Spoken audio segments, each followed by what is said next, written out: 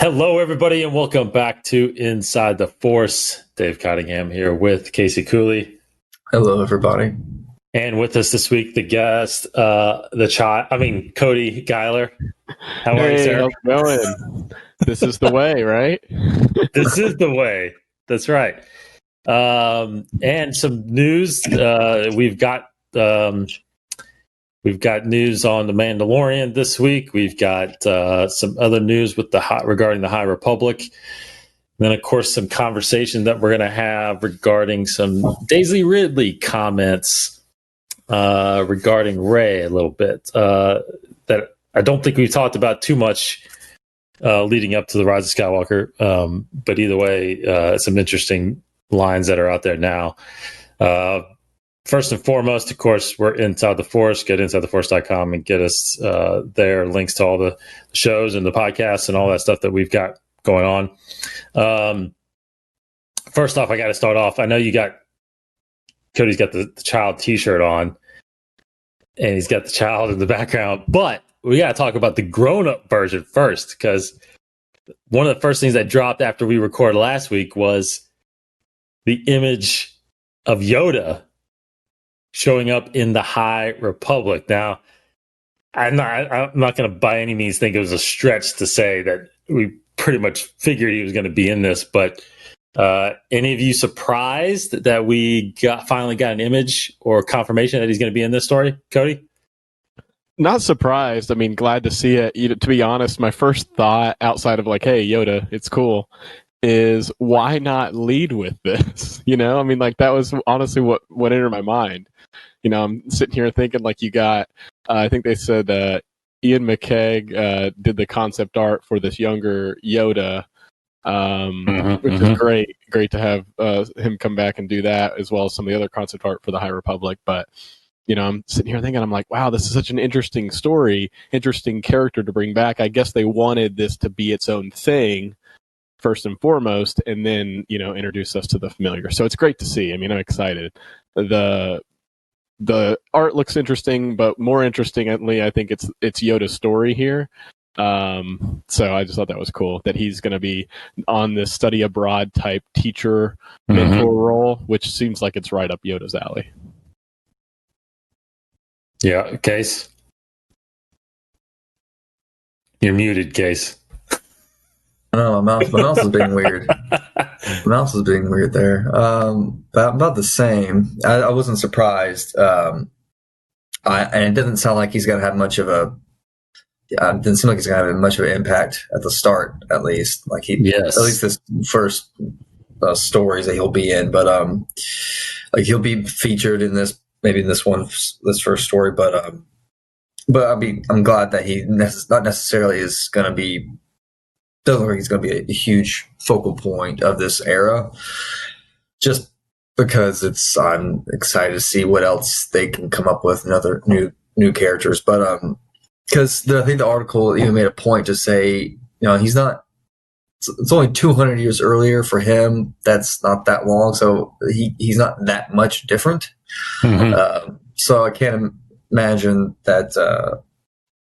We would be seeing like a hip, cool, way more active Yoda that's like doesn't care about the rules, like he hasn't learned it. So it's like it's pretty much just going to be the same Yoda. I feel like, just kind of in a different assignment in a way. But yeah, I'm glad that. I mean, of course, it's Yoda, so I'm glad that he's there, and there's a familiar face at least to still something to kind of give us nostalgia for this new era. Even though it's a prequel era, but still nostalgia for some of the legacy characters. So yeah, I mean, I'm excited to see what's going on. If he's still the only one, that kind of thing. If it's still a mystery about him and his race. So maybe we'll learn something new. Who knows? Yeah, I wonder, because the things that I think about whenever I saw this article was, for one, he's getting reintroduced in this stories of this time period as in a comic, right? It's not in a novel. So they've been pushing the novels really heavily, Charles Soule's novel, Claudia Gray's novel, these other novels that are coming out that are specific to these new characters in this new time period. And now that we get a familiar face, and not only is it a comic, but it's not the main line, I would say. It's not the Marvel series. It's the IDW series.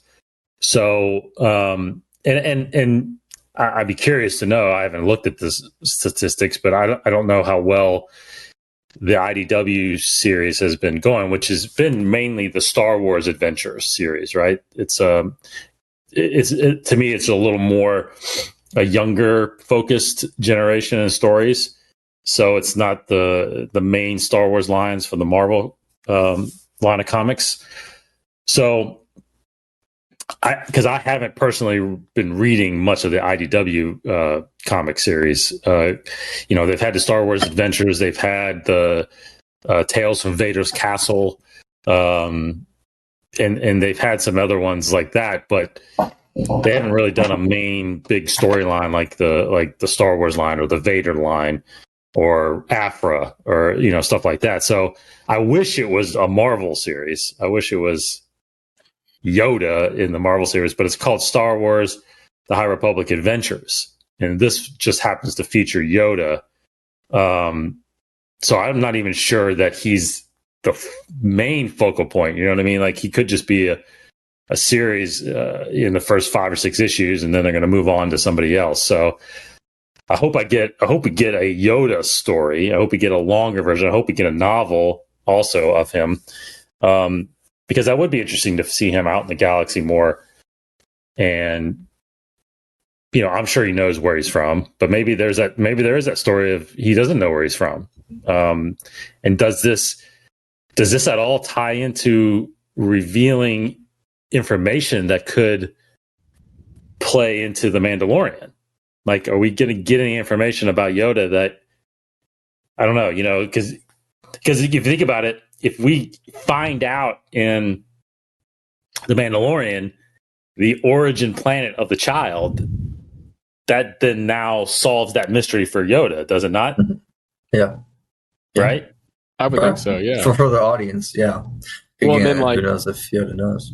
If they write that into The Mandalorian, season 2 or season 3 or whenever, you'd like to think that the following year after it airs, then they would be working on it in comic form. Usually it comes to screen first, and then the comic adaptation and or follow-up story would happen. Yeah, so I hope there's that. So part of me feels like that we're not going to get it this soon. Like we're like, even season 2, like, which I wouldn't really expect it to be solved in season 2 if the child is going to end up being a reoccurring regular character in the series, right? Which it seems like it is. I mean, we'll talk about it later, but one of the images from the EW spread had the pouch with him on the side of the pouch. So it's like, man, that's like a permanent fixture, on his side. So I don't think we're going to solve the issue of where he's from and what species he is in this season. So I do think it's a lingering question that's gonna happen for a while. So I don't know. So is this story? I know it's. I think we all feel like it's a good thing, but is the story something you're going to pick up right away to dive into, or where does this rank on all the High Republic stories that are coming out? Well, if it's IDW, unfortunately, yeah, it's not going to be the top of my list. But so I'm sure you'll be around in other adventures with this crazy crisis, whatever it is that's happening right now in the galaxy. So, so I don't think this will be the only time we'll see him.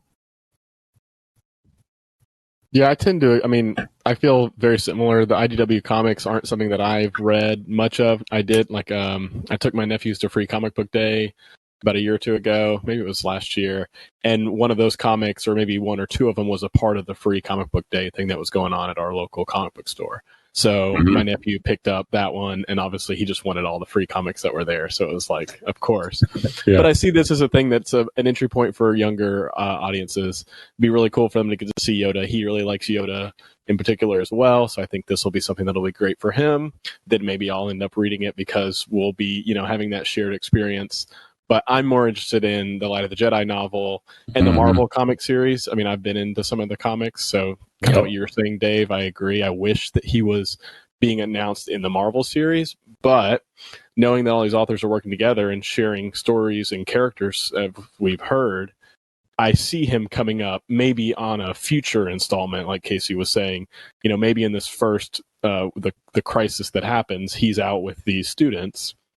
Something maybe draws him back into the fray, and then maybe we can get him in a follow-up book, or then the comic series might seem like it'd be something more immediate.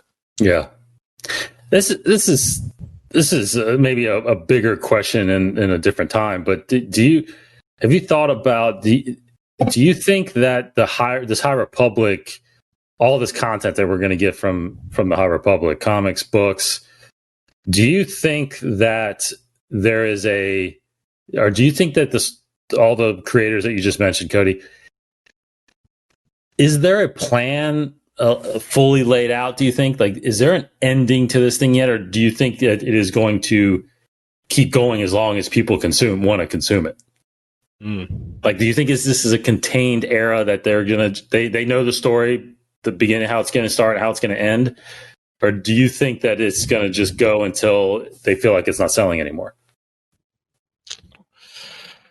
You know, honestly, from a business standpoint, you have to think the latter, right? That they're going to want to continue it. Obviously, they've got novels, books lined up, authors writing them, or they've already written them, waiting to be released because of the pandemic. The comic line is going to be ongoing. So, right, there's probably a lot of stories they have planned.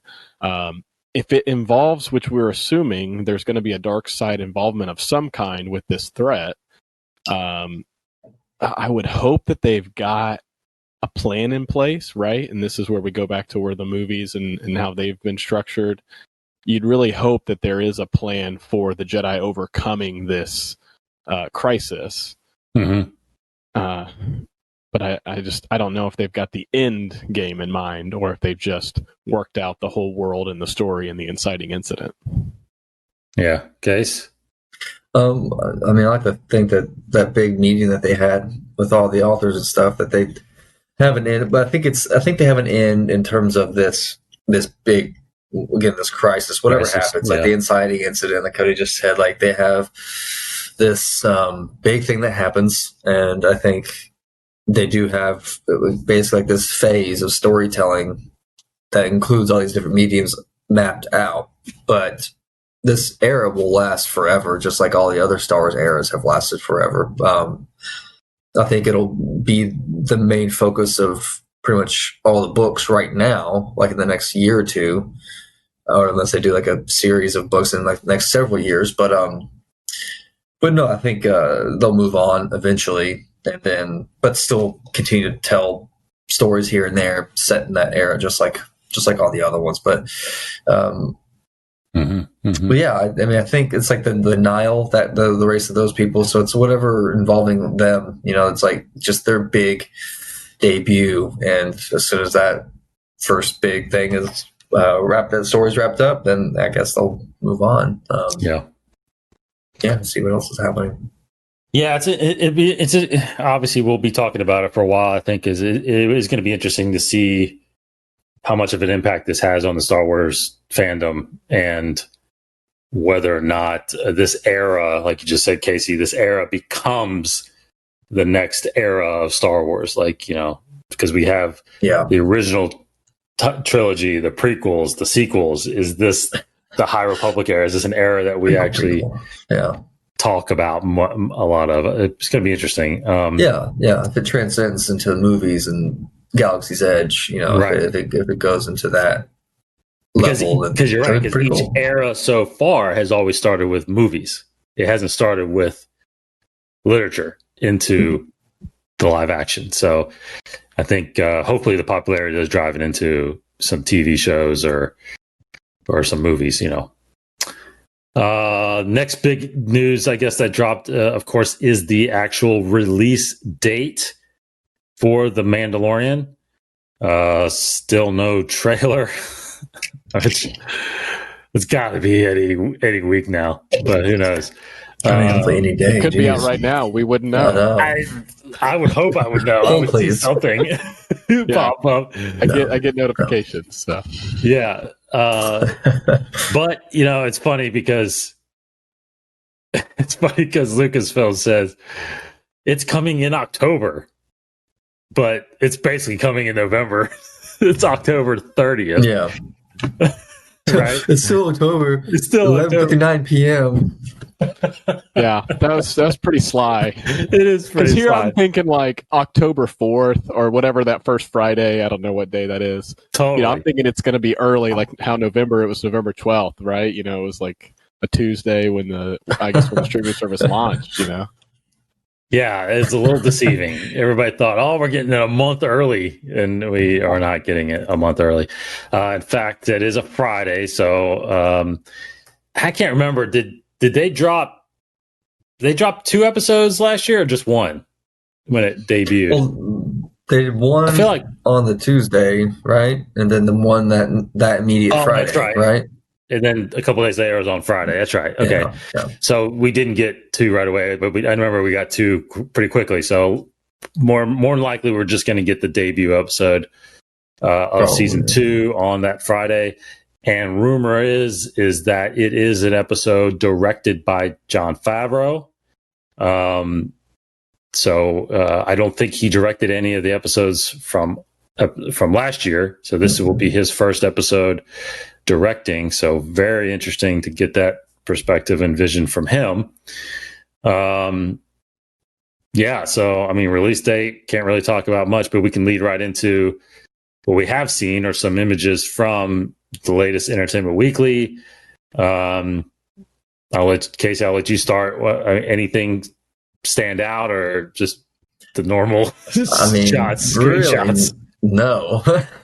It was pretty tame, because I kept seeing all the retweets about it, and it's like, oh yeah, it's cool that they finally got something. Everybody looks great. I think, like you said, the pouch was cool. It's like it's evolved in a way. It's like now he's got a pouch. But looks like Grief has a new outfit. He looks kind of cool. Yeah. So my mind was going on about kind of where he is now at the start of this next season. I never really thought of, honestly, where the other characters are, like where Kara and Grief, kind of what they're doing at the start of this next season. So now I'm starting to think, okay, maybe this almost seems like it's not too significant amount of time has passed, but nonetheless, I'm speculating. Yeah, and I think I even missed a few in the first pass through of the photos, because then later I saw some of Moff Gideon, and there's just so much swirling about Moff Gideon right now, and so any little image of him, you're nitpicking to death. But I didn't think it was anything really. There's nothing. They're all pretty safe. They're all pretty tame. Everybody looks awesome, and so it's I was kind of thinking like maybe he has a Mando has a slightly different costume, but no, it seems to be pretty much the same. Then the article itself, it was cool. We got confirmation, like official confirmation on some of those directors, and then just a few little tidbits of just this next season. Again, there's nothing spoilery at all in the article or in the photos, but again, nonetheless, it's something, and I can't complain about it. Actually, one of the coolest things that really got me thinking, we'll talk about later in the show, but this is something that I didn't expect. So Vanessa Marshall, the voice of Hera, she retweeted the article and was saying like, basically a lot of hype about the season and all that stuff. And I don't think anybody necessarily said it in the tweet thread, but I'm thinking like, I don't know, has there ever been a rumor of Hera's going to be in this? Because the voice of Hera is retweeting it and talking about like, for us to be, like, we need to be looking forward to this. So it's kind of that kind of impression. So I'm just, my speculation level is starting to rise up, but my excitement level is pretty much the same. I'm still very excited though for it. Mm-hmm. What do you think, Cody? I think it's awesome. I think maybe I'm just so hyped, ready for any Mandalorian content. Like I'm looking through all these photos, and the one that stood out to me photo-wise is the one of the Mandalorian on the speeder bike, and you got little baby Yoda in a little that little satchel on the side, like he's a little side cart. But in the background, what stands out a little more, and then when you see a few of the other photos, specifically the bantha, to me, we've been fooled before, right? But like they're going back to Tatooine. Like that's what I see when I see a couple of these. So I'm like, interesting that they went ahead and like told us that. Obviously, some of the rumors can make us speculate, as Casey's saying, some of the characters' involvement. It's been heavily rumored that Timothy Oliphant is playing Cobb Vanth, which he would have to exist. Well, not have to, but he is on Tatooine. Like he's put a stake in the ground, like he is the self-proclaimed sheriff of a town, free town on Tatooine. So you assume you're going back there, so they've shown us some photos here so we can kind of start to piece together some story stuff. But outside of that, I thought more came from the actual article than came from the photos about the new season. In particular, what I loved is getting to hear Favreau and Felony talk about their relationship, because we heard some stuff in the behind-the-scenes documentary series, but this was more just a few quotes of them developing the first season.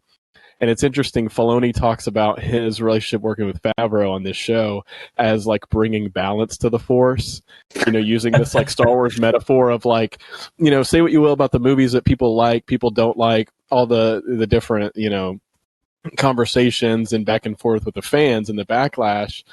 The Mandalorian, seemingly, at least the first season, huge thanks to the little, I'm pointing to my little baby Yoda Mattel toy here for those listening, has brought fans together, right? So I thought that was a really interesting comment from Filoni. And then it's interesting because you get to, I think Filoni is quoted talking about Favreau had the idea of the child, of it being a Yoda species. In which case it was kind of unsure, like, did that come directly from George? Was that a Filoni idea? And it was interesting hearing Filoni's quote when he's like, ooh, that's going to be very tricky. Like, you could almost hear him saying some of the stuff as you're reading the article. So I just thought that was really interesting. Favreau really credits Filoni and his involvement with the show, and almost likening it to, I think he says, like a lawyer and a judge, where Filoni's the judge of like Star Wars and what works and what doesn't. So it was just really cool to see, how they work a little bit. And one other, I thought, to me, huge tidbit was Favreau talked about what he liked about other shows and what he's bringing into this season. And he talked about Game of Thrones and how it follows different POV characters. And to my knowledge, the first season, we're only really living through Mando's eyes, basically. And so I just thought that was a really interesting take, something that I wasn't expecting, but happily will welcome it. Yeah, I'm not sure about that either. But that is interesting about, it's really cool about Favreau and Filoni because, it is almost full circle in a sense where, Favreau got brought into the Clone Wars by Filoni, obviously, when he tapped him to voice Pre Vizsla. And so Favreau, being the big Star Wars fan that he is and the great filmmaker he's become, it was just a matter of time, I felt like, that he got a project. I'm just stoked that he got a project with Filoni, because Filoni has obviously just knocked it out of the park with the series that he's done. And I think he needed, and I think we all agree, Filoni, since George has been out, Filoni needed somebody to almost coach him on the live action side, since he's never really been a part of that, right? So I'm not sure how successful he could have been without somebody like Favreau. And when you're fans, just like any of us that work together, if you're into the same things and you have the same passions, normally that's going to equate to good products and good work that you're going to do. So both those guys are top notch, and it's hopefully it lasts for a while, and they're part of stuff for the long term. But you're right about Tatooine. I think that that is I don't think it's a huge reveal, because there's definitely been rumors about a Boba Fett or Cobb Vanth, or even, of course, it was Tatooine, right? If I remember correctly, it was Tatooine when that he came across Fennec Shan, right? That character.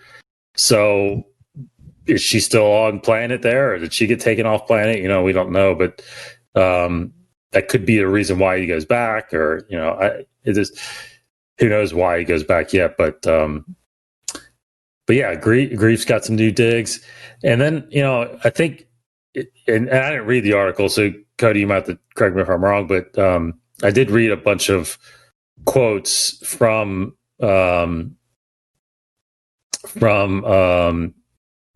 gosh, his name escapes me. They play Moff Gideon. Giancarlo Esposito? Yeah. His comments were not revealing, but he did talk about some interactions he has with Mando. There's a lot of conflict there, possibly a lot of fighting going on there, and even some manipulation, like almost sounding like he. Is that article? Is that from that article? Yeah, I've actually got, because I pulled up a few little quotes because I figured we'd talk through it. So one of them I've got in front of me. I can just kind of read a little bit of it. He does go on to say, I'm just going to paraphrase because it'll be easier, something about maybe having an opportunity for him meaning the Mando, to fight battles for him. Yes. And he talks about, this idea of being a villain, but being diplomatic and also more of a manipulator, as well as like the fighting that you were mentioning. So I thought that was pretty interesting. Yeah, again, like there's so much swirling around him, so much mystery, and because he's been feeding the most of it, because he's a very prolific actor, so he's doing all kinds of things right now. Yes. So he's in all these interviews and press junkets right now talking about this role, and so much. He's just teasing so much. It's funny, even like going as far as like the Force kind of talk. So it's just like, what is happening? A lot of this, I feel like a lot of the hype escalating is from him, because he's just speaking so much about the show in vague terms. Yeah. He does go in that same little paragraph, just to follow up with what Casey said. He says, you may think I'm a villain, but I'm trying to harness some energy and some powers for a path that could be best for all. And of course, that's like a huge tease, but we've heard him like almost insinuate that he's got a connection to the Force. Yeah. I mean, and you're in Star Wars, harnessing powers and energy. He's got to be talking about the Force. And we were teed up to them trying to extract the material from Baby Yoda. So I think this kind of teases us a bit to where season 2 could go. Mm-hmm. Yeah, he's got to factor in prominently somehow. He can't just be some Imperial Moff that's caught up in this situation, right? I mean, there's got to be a reason. A pretty significant reason and story behind how he got a hold of the Darksaber in the first place. And then, of course, why does he want the child? So, yeah, there's a lot there, and I think it is going to be an ongoing battle with him throughout this series. I don't think by any means that his story is going to be wrapped up this season. Yeah. For one, to figure out how he found out about the child, or exactly the child comes like. What's his origin story? How did he get in that little little crate thing on that planet? Yeah, I mean, talk about if Filoni goes forward with this like POV style of storytelling, it'd be crazy to see some like prequel episodes in a way, like origin episodes of how Baby Yoda got to that point, to that when we first saw him, like little things like that. Who discovered him in the first place? Yeah, who took care of him before he got in the hands of that gang, that cartel. So there's a lot there. Could be. I mean, that could be how Ahsoka factors in all this. Sure. Maybe Ahsoka's the one that had found him originally. Sure.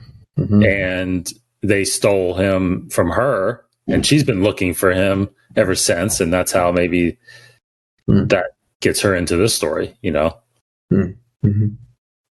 just thought of that. Just more in a flashback. That's interesting.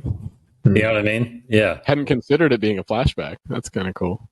Yeah. Well, I mean, maybe it's a flashback of of her having this, finding him and getting stolen, but then obviously real time, maybe she shows up and has tracked him down, and that's where it's come interaction with Mando, and maybe she discovers he's in good hands with Mando, and that's where her path. You're good. Yeah. All right. Okay. He's okay. I'm out of here.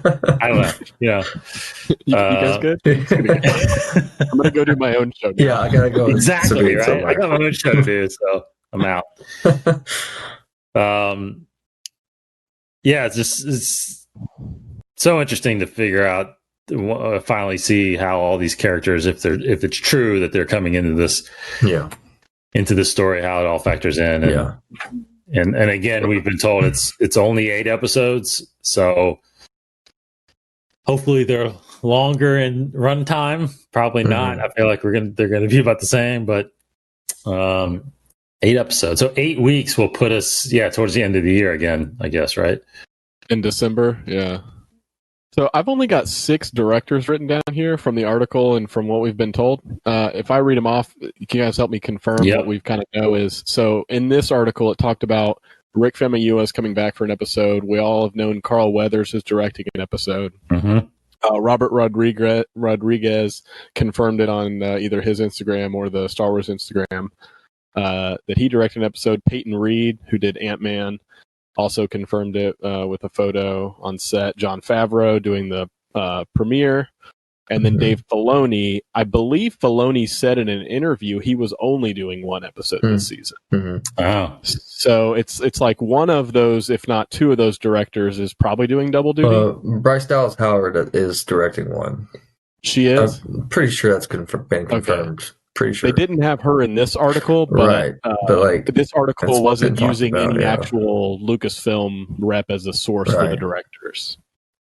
And then I would probably go out on a limb saying that Favreau will probably do the finale if he's doing the premiere. That's kind of how most of these work when there's multiple directors. That's what I was wondering, because Rick Famuyiwa did 2 last season, correct? Yes. And so I wondered about Deborah Cho did did 2, and then everybody else did 1. 2 as well. Okay. Yeah. And she's doing Obi-Wan, so she's busy. Because I wondered if Favreau or Famuyiwa would be doing 2 episodes to get us to that 8. Actually, I'm sorry. Filoni did 2 last year, right? Filoni did 2, yeah. But Deborah Cho did 2 also. Bryce did 1, and then Bryce did 1, and Taika did 1. Taika did 1. That's right. Yeah. Yeah. Okay. So 3 of them did 2. Yeah. Wait, did Filoni do more than 1? He did the premiere and the Tatooine episode. Tatooine, right? Yes, you're right. Which was episode 5, I think. Chapter 5, I think. Yeah. So he did 2, yeah, and then and then Deborah, and then Taika. Taika did. He did the finale. The finale, I think. Yeah. Okay. Yeah. Okay. And Bryce did the Walker. I think the Chicken Walker episode. All right. Yeah. So anyway. Yeah, I would think double duty on some of those. I mean, it'd be cool if I don't think Peyton Reed or Rodriguez ended up getting double, but so maybe it makes sense but you said Filoni's only doing 1, so maybe Favreau and maybe if Bryce comes in, then that would round out the 8. It sounds like so. Maybe George got 1. George was on set in the article. If you didn't read it or saw so he was there. Dave Filoni directed. So you have to assume that George was there while Filoni was directing a live action Ahsoka, which is just a really cool sentence that I just said. If he's there, like I would be one of those directors where if he's on set, I would just keep asking him questions and let's just do what he said. The ultimate, then he becomes the director. Yeah, I read this online, so I don't know if it was from the article or not, but it said how Favreau was talking about how with George on set during Filoni's directing, he's always getting on Favreau about it because George is known for saying faster, more intense, right? Yeah. So he said he would always see Filoni moving and doing all these setups, and he'd keep going faster. That would just be hilarious. But he said he always would say it with a twinkle in his eye. it's still his Padawan. He's like the Santa Claus Star Wars, or Star Wars Santa Claus, basically. Yeah. It's mythical. It is pretty creature. cool that Filoni's getting this opportunity, and that Lucas is still involved in a way in a mentor role, right? Oh, yeah. Not as much on the Star Wars side of things, but I just think it's really cool. I'm rooting for Filoni. I liked episode 1 last season, didn't love episode 5 as much, but I think that he's got good instincts as a storyteller and as a Star Wars creator. Yeah. So I'm rooting for him in live action. Yeah, I think he understands action. I think he understands the art of it and like camera and all that. I think it's just that working with an actor in that kind of space. Yeah. I mean, he can obviously direct actors vocally, and that actually becomes very physical in how they perform. But yeah, interacting physically with others, I think the different space. I think that's just a little more practice. But I mean, I think he'll quickly get there in terms of being able to carry more responsibility. Yeah. So that was a good thing that we got from The Mandalorian. I think just to piggyback on that a little bit, there's some more rumor confirmations in a sense that's out there that we've already talked about a little bit, that Ahsoka sounds pretty prominent that she's gonna make an appearance in season 2. Both Rex and Sabine have been rumored as well, and it seems like there is sort of some source confirmation that is true, and that they will go off and be part of the Ahsoka spinoff series that is apparently in development as well. So I don't know if you guys want to comment on that. We've talked about it a little bit, but there's no obviously hard confirmation from Lucasfilm yet. But I think it's pretty well known that something of their appearance is going to happen. What that is, we'll wait and see. But I'm just interested about the timing of it all. With Sabine specifically in her involvement with Ahsoka, and then throwing Rex in there. You look at where Rebels, the finale ended, and you kind of assume that Ahsoka and Sabine are going on this journey, right, to find Ezra. But it seems counter to where the Mando and the child's journey is going. Now, is it this thing where they're just crossing paths? That could be interesting. Doesn't seem like it's going to be a longer thing. I'm just interested in the timing of all that. And then if they're in a live action show after this, if there's no animated sequel to Rebels, I'm kind of curious. Well, real quick, for one, I'm personally am totally fine if we get the Rebels sequel basically as a live action. I'm fine with that. I mean, as long as we get it, I'm fine. As long as also I like what they do with it live action wise, like if it's Rosario Dawson or if it's someone else, and whoever's playing these live action versions, I'm fine. If it's successful, sure.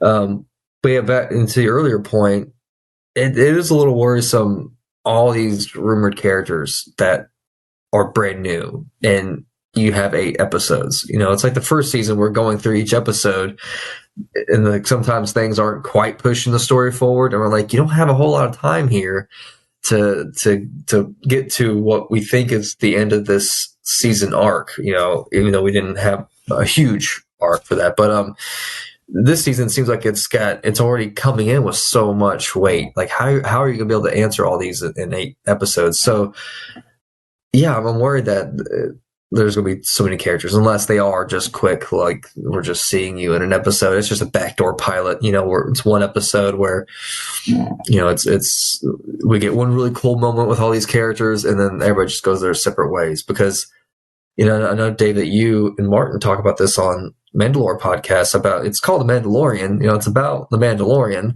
Right. The first season, it's like, oh, it's really Baby Yoda. It's a Baby Yoda show, featuring the Mandalorian. But that was kind of like, well, there's some truth to that in a way. So, Mandalorian, but if Boba Fett's in it, if Ahsoka's in it, it's like you're crowding, you're getting overshadowed in a way.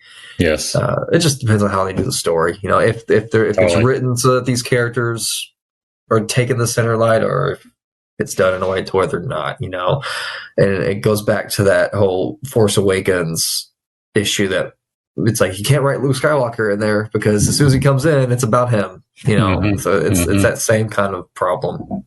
So Ahsoka's going to be standing on a cliff at the end of the season and turn around. Yeah.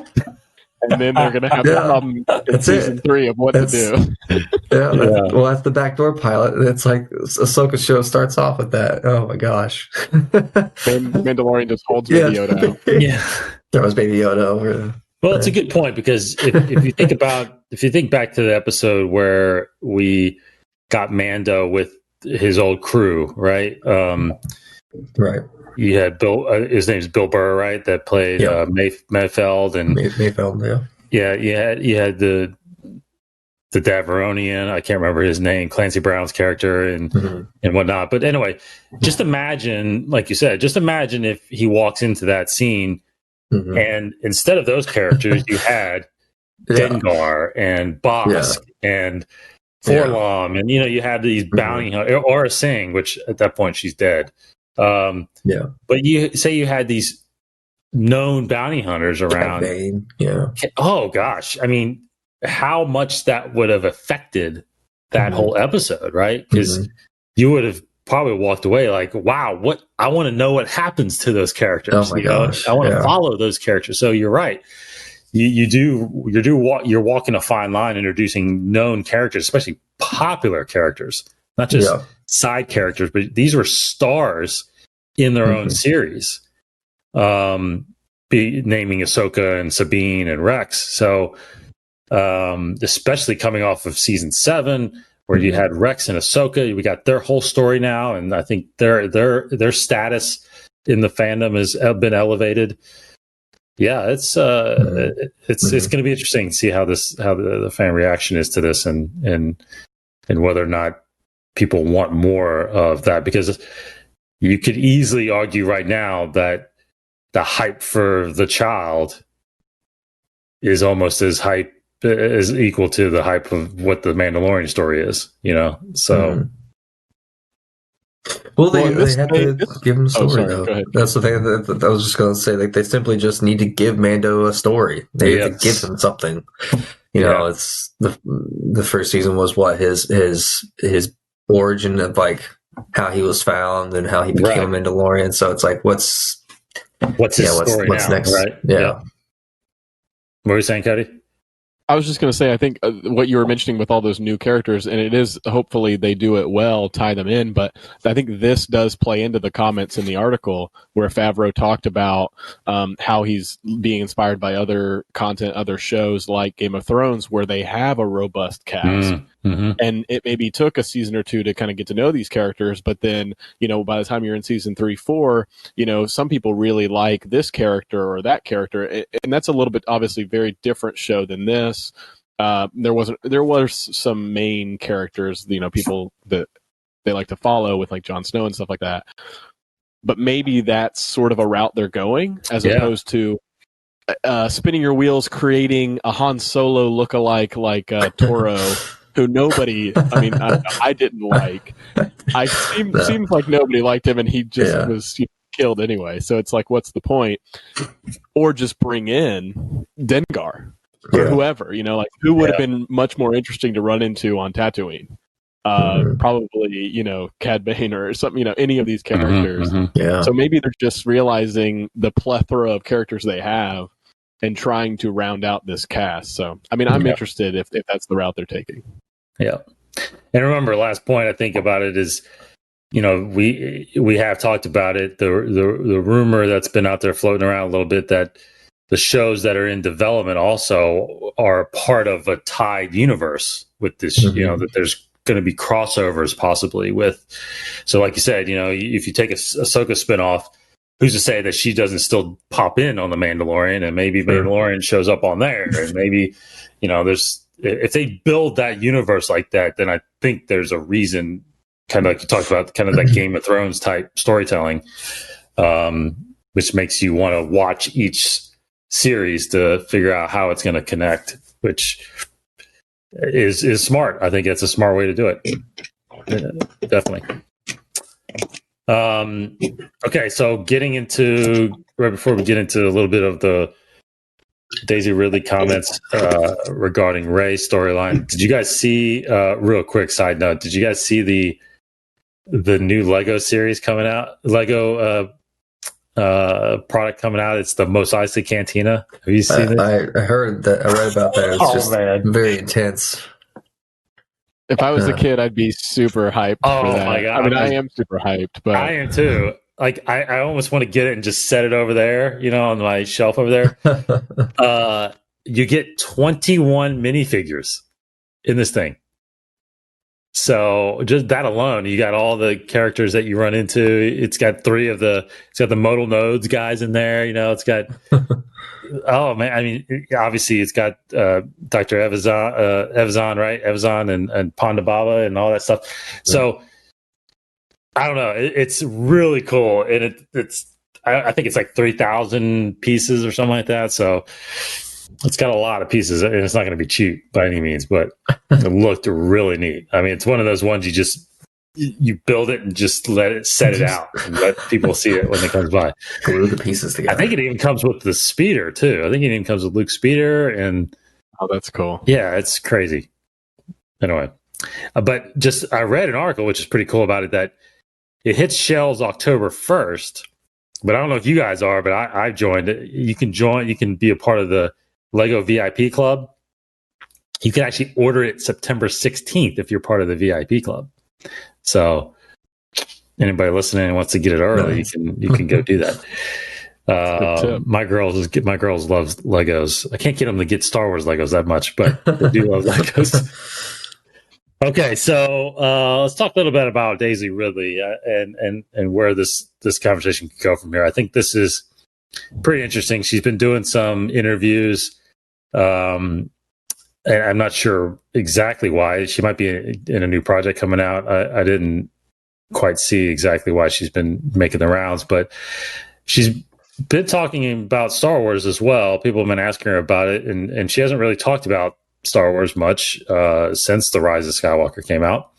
Of course, we're in the middle of COVID and, a lot of quarantine going on, not a lot of projects going on. So, but she was interviewed a couple times. One comment she made, which we'll talk about just briefly, is the fact that she said never say never to the possibility of revisiting the character of Rey for something future. I mean, I don't think obviously there's any talks of a continuing trilogy for the Skywalker saga. So what does that mean exactly? Let's just talk briefly about that before we get into the main topic. But is there besides the Skywalker story, is there another place where Rey could show up or be a part of a story? Cody? I think so. I mean, the thing is, I think it's all about it's from a certain point of view, right? The Skywalker saga, ended with 9, but Rey's journey could continue. And yes, Rey is the Skywalker. She's adopted the name Skywalker. But if they make an episode 10 or 10, 11, 12, and it's about Rey and her continued journey, I think it's safe to say the Skywalker saga ended, and this is like the next chapter, right? This is finally something that not to say finally, I mean, I'm glad that we got what we got, but something that would be new, would be without any of the legacy big 3 in the cast. Mm-hmm. So I think it could happen. I mean, I believe Kathleen Kennedy even did say once they were in the talking about post 9, continuing the journey with Rey, Finn, Poe, and BB-8. I think she specifically mentioned those 4. Now you can look back on it and be like, now I know why you didn't say Ben. But, So I think they're going to use those characters. The only thing that's hard is, I mean, some of the other actors don't feel the same way that Daisy Ridley does. That's exactly right. That's a whole nother topic. Yes, that's exactly right. Case? I mean, I could totally see her coming back as not the main character, but it could be some time has passed and she's started back the academy, or she's trying to start the academy. I mean, she could be one of the main characters, but maybe not the new hero of the story. I definitely think when the movies come back, I think it's going to be totally different. Like just a new hero, someone brand new.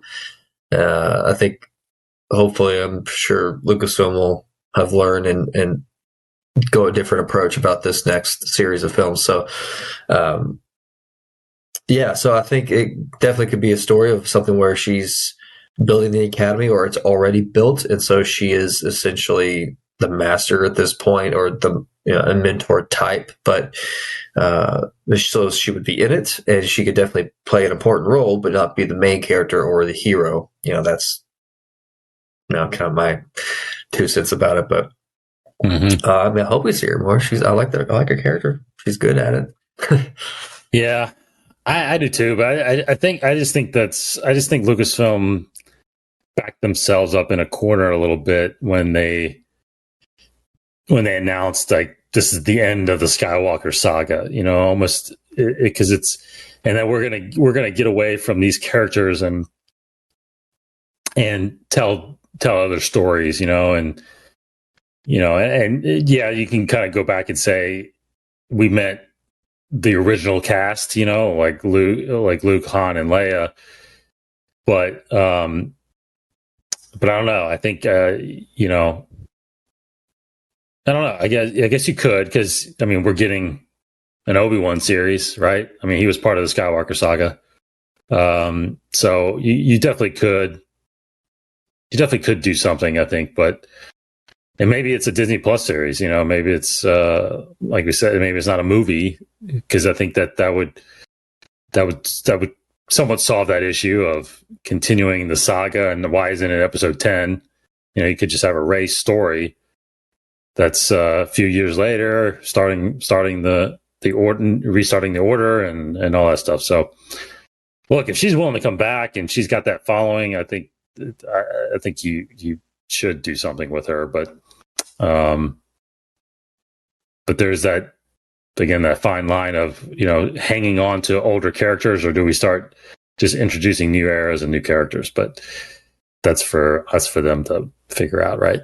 Kylo said it best. You got to let the past die, right? That's right. That's exactly right. Some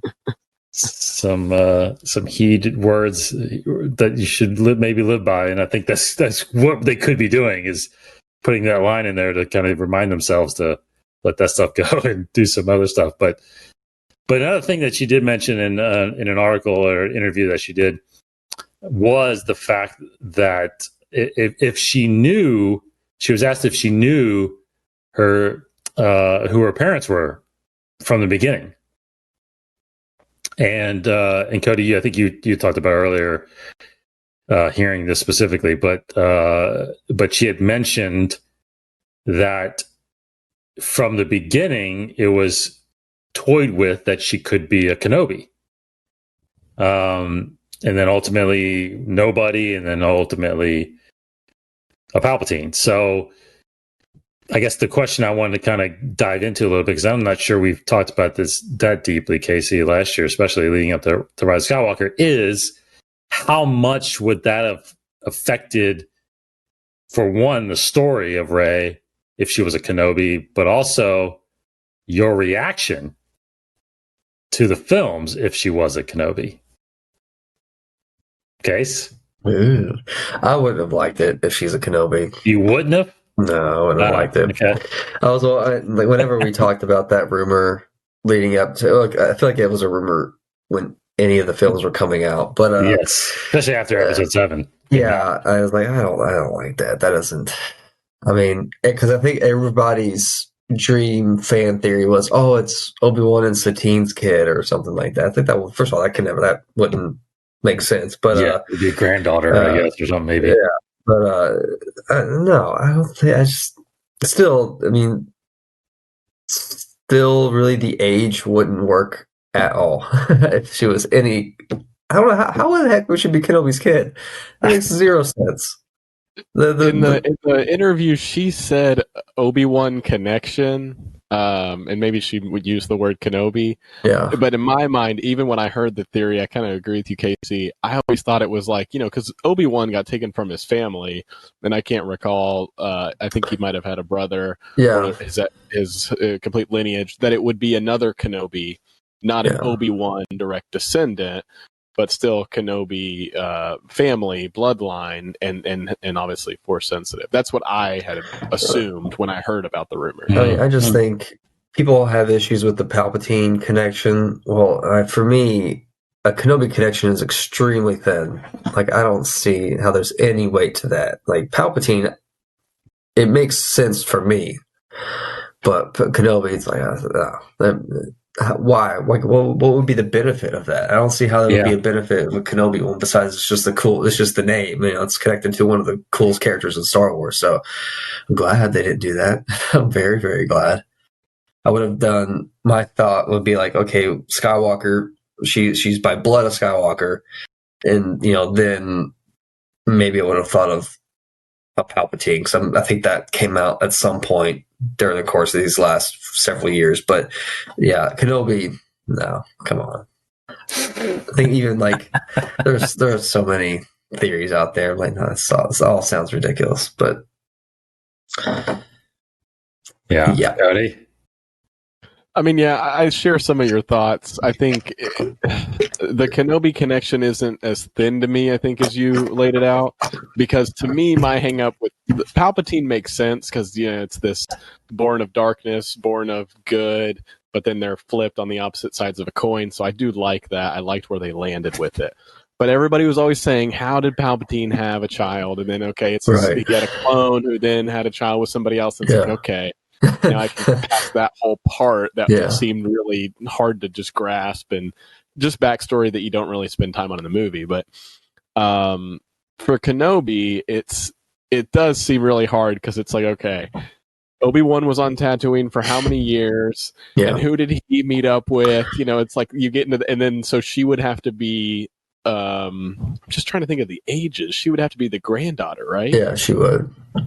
If it was a direct Obi-Wan connection. So I agree with you. There's a lot of like stuff there that's like nitty gritty that you don't really want to get into, and just seems to take you out of the character of Obi-Wan, right? He was this epitome of the Jedi way, which didn't have love as an attachment, even though he kind of had that connection with Satine. So I agree with you. It's a little tough to swallow, but where I will counterpoint is it lines up really well with a lot of the prequel themes, right?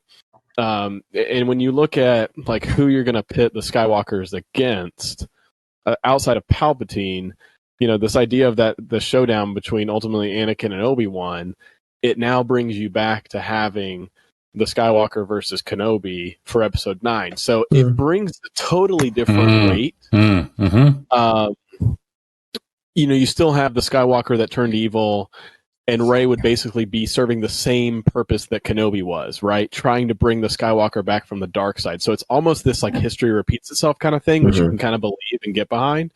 So from that standpoint, I'm intrigued just from a story. I mean, obviously, any of these ideas were up for grabs when we were looking at Episode 7, and you heard a mixture of Alec Guinness's voice with Ewan's voice saying Rey in the background. And so you're like, they did that for a reason, probably. Because maybe when they made that, they were still going that route. And so this is where it all gets to the behind-the-scenes drama that I think we've covered plenty. But for that reason, I think I would have liked to, just knowing that notion, read a script or explore that story treatment or idea of what would it have been like had she discovered she was a Kenobi, and how would it have been important to her and or to Kylo. Probably not as impactful as the Palpatine, though. Yeah, I think it did get me thinking. I never, like Casey, I kind of never liked the sound of it from the beginning. I think that if it's the Skywalker saga, it's and ultimately it's a Skywalker saga against the ultimate evil, which has always been a Palpatine, right? Even, I mean, in 1 through 3 and 4 through 6, it's always been Palpatine in the background. And I think it, but I do like what you just said, Cody, because I've not heard that comment about the parallels with episode 3. I do like that. I think that does. I think that could have that kind of description really makes me think and be intrigued by that. But I do think that keeping it a secret wouldn't have been as impactful.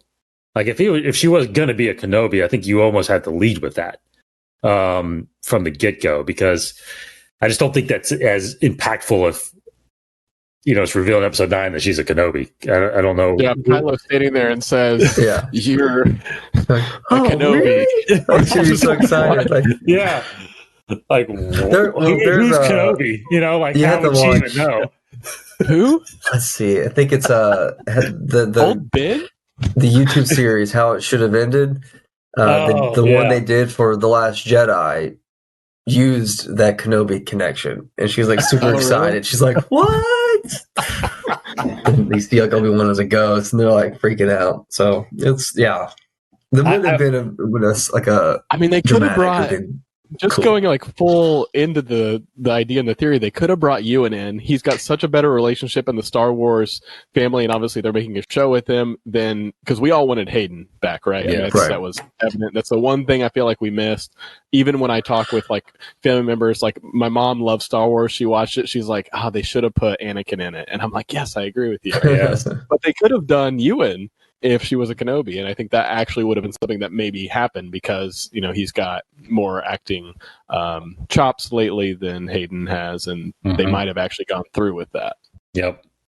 But one thing that it really did bring in my mind was because look, I've gone back and forth about Rey being a Palpatine. It makes sense. I get it. But ultimately, it did make me think harder about the fact that I wish Rey would have been a blood Skywalker. And what I mean by that, too, is not Ben's sister. I would have still gone back to my original theory from episode 7 was that she is Luke's daughter. And so obviously that would have made them cousins, right? But now, after seeing 9, and now thinking about this and what the relevancy of the bloodline would be, I mean, think about this. Now, if she's the daughter of Luke, Ben's the son of Leia, that to me almost makes it more of a dyad, right? The siblings or the kids of siblings. Right? Like almost that sounds to me almost like a definition of a dyad and how strong they are with the Force, because they're related and they're Luke and Leia arguably the strongest Force wielders at the time and possibly part of the strongest bloodline of the time, and they just continue that bloodline from that. So to me, that would have made more sense than a Palpatine and a Skywalker being a dyad in a sense. So I really would have liked that, and I really would have liked the fact that Luke. Again, I always went back to I thought Luke would be the one to hide Rey from something, be it Ben or be it knowing that what was coming.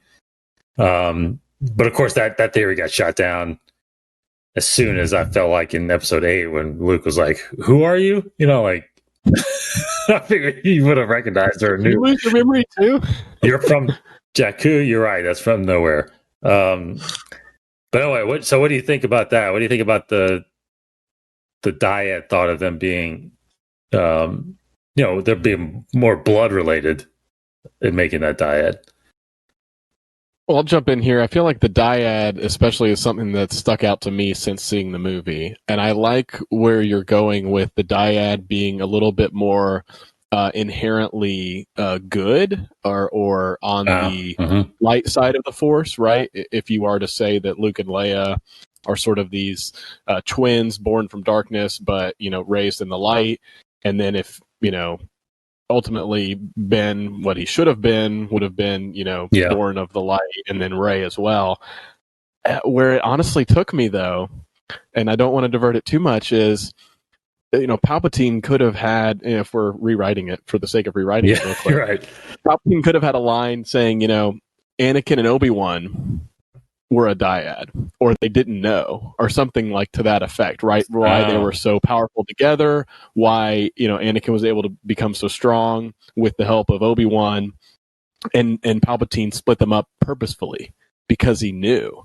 And then that line can echo again in 9 when they reveal that Rey could have been a Kenobi, and it's this idea of Kenobis and Skywalkers like finding each other. So I'm just trying to piece together potential ideas that'll never happen. But when you said the importance of the dyad, I thought that's actually an interesting way to tie in either the Skywalker or the Skywalker Kenobi connection, because they talked about it hadn't happened for millennia or something. I don't know how long they said. I think it just says generations or something. Generations, or lifetime or something like that. I think it's like generations. Yeah. Yeah, I mean that could be a cool way too. I mean, it's like that's just so many things of like different ways it could have gone. It's like, oh, they all sound cool. I mean, they all sound good, but I'm fine with. I personally, because I don't think it's part of the definition of a dyad that it has to be opposite sides of the spectrum. But I personally like the idea of a dyad being the opposite sides in terms of light and dark. But like born of light, born of dark, or something kind of like that. But we don't really know the definition of a dyad. I don't think, right? No. I mean, dyad, the actual word itself is just two parts of something, but so it's not necessarily, you have to be, it's like not yin and yang. It's not necessarily like that, but it's kind of like that. So, they just are complementing. So it's, it kind of screams the idea of a balance. So powerful dark, powerful light, but, so I kind of like that idea of it, that, if they had just finally talked more about the balance of the Force, which they never ever do, then you could have finally have used this idea of a dyad to explain balance of the Force. So the proper union of the powerful light, powerful dark. Ben and Rey embody the balance of the Force, and maybe now the balance itself lives in Rey because Ben kind of used his life to save her. So I don't know. There's too much headcanon. Like they need to just say it. Palpatine's goal should have been to know that it was to balance the Force and to disrupt it. Yeah. Because Palpatine just going, "Oh, you're a dyad? Oh, cool. I'm gonna take your powers now." Yeah. I don't know. That was like one of the things that sticks out to me is like I just don't like that. He should have known they were a dyad the whole time because he's the mastermind. Yeah. And should have used that for his advantage as opposed to a happenstance like, oh, you're a dyad. Yeah, it seems like as much as Palpatine always says and claims that he knows and kind of sees everything. Yeah. He couldn't see through Snoke, at least he couldn't see Kylo about to kill him, and it's like Kylo's the only one that can like shield his thoughts against Palpatine, it seems like. I don't know. It's weird. But hey, it can happen. It did happen, I guess. Yeah, it did. It's done. It's done. Either way, it's done. 9 is the end for that story, and we got what we got.